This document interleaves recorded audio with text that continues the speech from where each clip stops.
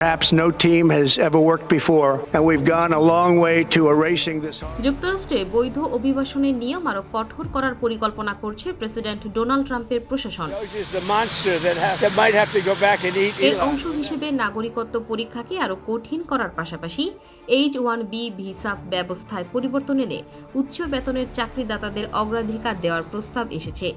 এসব তথ্য জানিয়েছেন যুক্তরাষ্ট্রের নাগরিকত্ব ও অভিবাসন সংস্থা USCIS পরিচালক জোসেফ এডলো।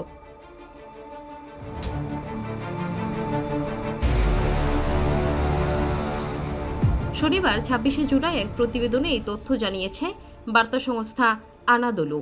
মার্কিন সংবাদ মাধ্যম দ্য নিউ ইয়র্ক টাইমসকে দেওয়া এক সাক্ষাৎকারে এডলো বলেন, বর্তমানে নাগরিকত্ব পাওয়ার পরীক্ষাটি খুবই কঠিন নয়, খুব সহজেই উত্তর মুখস্থ করে পাশ করা যায়। এতে আমরা প্রকৃত আইনের চেতনাকে অনুসরণ করছি না বলেই মনে হয়। তিনি জানান, তার সংস্থা ২০২০ সালে ট্রাম্প প্রশাসনের প্রথম মেয়াদে চালু হওয়া সংস্করণটি আবার চালুর কথা ভাবছে, যেখানে আরও বেশি প্রশ্ন এবং কঠিন শর্ত ছিল। এছাড়া H-1B ভিসা সংস্কারের বিষয়ে এডলো মত দিয়েছেন। বর্তমানে প্রতি বছর ৮৫,০০০ বিদেশি পেশাজীবীকে এই ভিসা দেওয়া হয়। নতুন প্রস্তাব অনুযায়ী উচ্চ বেতনের প্রার্থীদের অগ্রাধিকার দেওয়ার কথা ভাবা হচ্ছে।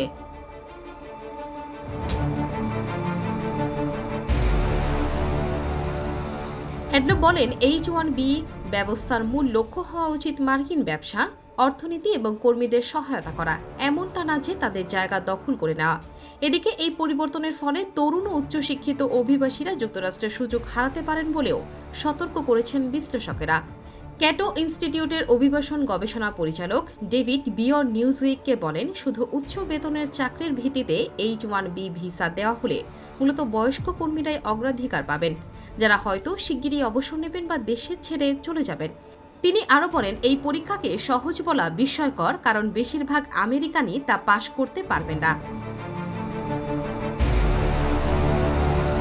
এদিকে দেশটির স্বরাষ্ট্র নিরাপত্তা বিভাগও H-1B ভিসা নির্বাচনের লটারি ভিত্তিক পদ্ধতি বাতিল করে বেতনের ভিত্তিতে পরিমাপের একটি নতুন পদ্ধতি চালুর প্রস্তাব বিবেচনা করছে।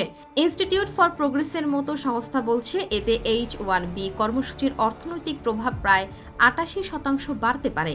অবশ্য অভিবাসন বিষয়ে কড়া অবস্থানে থাকা কিছু রিপাবলিকানদের সমালোচনার মধ্যেও এডলো বৈধ অভিবাসনের পক্ষে অবস্থান জানিয়েছেন, আর সেটি মূলত যুক্তরাষ্ট্রের স্বার্থে কাজ করে এমন অভিবাসীদের জন্য।